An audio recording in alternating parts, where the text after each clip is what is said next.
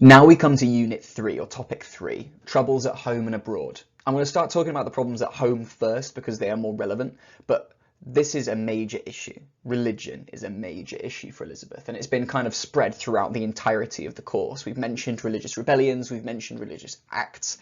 Here is just a cover of the main start, at least, for Elizabeth and religion, because religion, arguably, at this point in time, is a 10 out of 10 in terms of societal importance. It is one of the most divisive things that happens. People go to war over religious ties at this time in the world. Your religion is the one thing that makes you certain you're a human being at this time. You can only imagine how important it must be to feel like the ruler or the government of your country actually understands your ideas. And I will say, I use the phrase, it's a lot more dramatic, especially Christianity, right?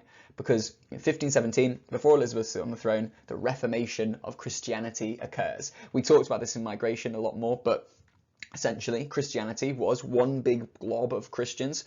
And then, due to some differences in opinion about how it should organise, they split into two sections, Protestant and Catholic. And during the, shall we say, the reign of Henry VIII, Britain becomes a Protestant country. And we talked about Protestant and Catholic queens and kings, but Elizabeth is a Protestant in charge of Britain.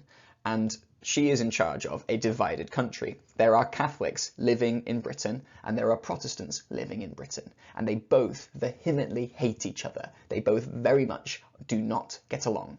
How do you struggle with that? So what I've got is I'm just going to try and explain simply what is the difference between Catholics and Protestants, right?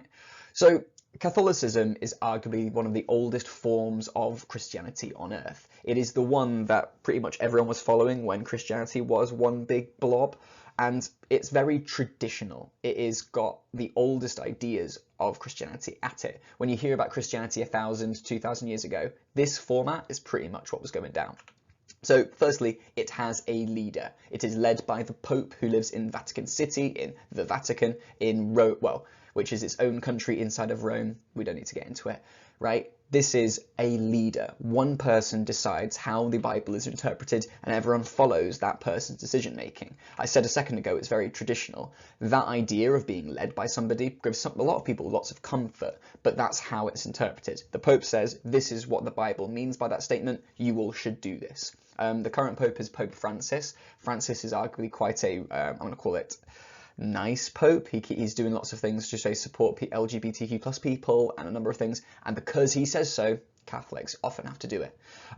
The classics, though, the kind of things you often see is that because these are traditional groups, Catholics churches are often have a lot of money spent on them. They are grand, huge buildings. You ever look at a church in Italy or Mexico, they are huge, tons of money, tons of gold and candles and robes, and that's straight up Catholicism. And because it's so traditional and old, the Bible is read in Latin. It is not read in English, which opens a lot of, should we say, good things and bad things up. But that's how Catholics work. That's how they feel the world should work in, should we say, Elizabethan times. Protestants do not agree with Catholics. They felt that a lot of these old traditional things were, to be in the past. We need to think about how religion appeals, and Protestantism essentially just reverses a lot of these ideas. Instead of one, should we say, leader alone, Protestantism is not led by anyone. There are local bishops that represent each other's issues, but often there's lots of discussion, which means they are often open to new ideas and, should we say, opportunities. They often will allow the rules of Protestantism to change if most of the people feel that way, which means a few other things. A lot of Protestants didn't like the idea of spending most of their money giving to the Catholic Church, so Protestant churches do not have as much money put into them. They are quite simple, basic places to should we say, worship, and the Bible is read in English so that everyone can, should we say, appreciate the Bible at the same time, right? They all can read it and understand it in their own personal way. So my easy way of doing this is to go, right, Catholics are old and fancy, Protestants are kind of new age and humble, right? But they very much hate each other. In Britain, there is a mix of the two, and Elizabeth has just gone through a massive issue with this. See, I've talked about the religious roller coaster in Migration a little bit too, but essentially the queen before Elizabeth, Mary I, was a Catholic queen. She had a, should we call it, she had a little bit of a dislike for Protestants because she was Catholic, and a number of people were burned at the stake, and there was a reputation for this being burnt as well, this kind of like killing each other over religion. And the way we like to say it is that Elizabeth is leaning left to right, doing some things for the Catholics, doing something for the Protestants, and it's trying to find this balance, this middle way to try and find a way to make both sides happy. How do you make both Protestants and Catholics happy?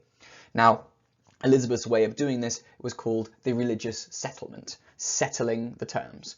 Now, you need to know what the settlement exactly was. You need to know the parts of it that are important, and I'm going to try and name as many as I can for you now. See, the settlement was actually two laws, the Act of Uniformity and the Act of Supremacy. The Act of Uniformity is just like what you think of when you think of the word uniform. Uniform is making something the same. Everyone is worshipping in Britain the exact same way. Catholics and Protestants aren't going to separate churches, they aren't going to separate ceremonies, they are coming together. And to do that, that involved compromise. There was a new common prayer book, not a Catholic Bible and a Protestant Bible. They would pray from the exact same book, the Book of Common Prayer.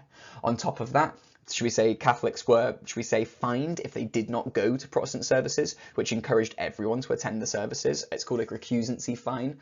And on top of that, elements of Catholicism were brought into Protestant services. It wasn't like that Catholics went in and saw nothing. The language of the books was changed so that extreme Catholic views and Protestant views were kind of blended together, and because of the language it meant that people could interpret it the way that they felt, rather than get angry that they were being told, should we say, officially a lot of things that they did not believe. All of this meant that Catholics saw themselves in services, Protestants saw themselves in services, and they were all worshipping together, which hopefully would unite a lot of people in Britain. So Act of Uniformity, making everyone worship the same. The Act of Supremacy is slightly different. Supremacy makes you think of supreme, in charge, above. And that's because when Henry VIII had created the Church of England, when he, reformed England, what that he did is he named himself Supreme Head of the Church of England, which angered lots of Catholics. Remember, they think the Pope is the leader of the Church, and if anything, the Pope is God's representative on earth. So when Henry says, I'm the Supreme Head of the Church, the Catholics got angry at this and said that that is you essentially saying you are better than God, you are more supreme than God is, which we do not believe. And Elizabeth wanted to kind of change that. She changed her name, or changed her role, as Governor of the Church of England.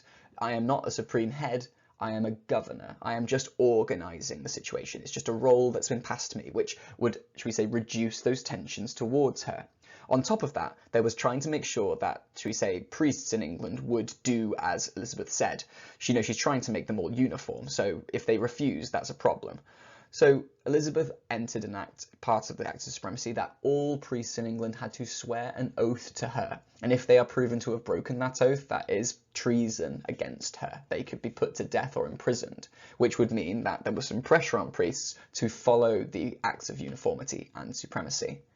Both of these laws together created the religious settlement, the, should we say, peacemaking and calming down of Elizabethan England for religious reasons. We're going to see how this changes and what is new in the religious settlement, and at least religion for Elizabeth with troubles at home. But if you know what these religious settlements are, what the difference between Catholics and Protestants are, and why they are angry at each other, then you definitely know this section. Thanks for listening. I'll see you later.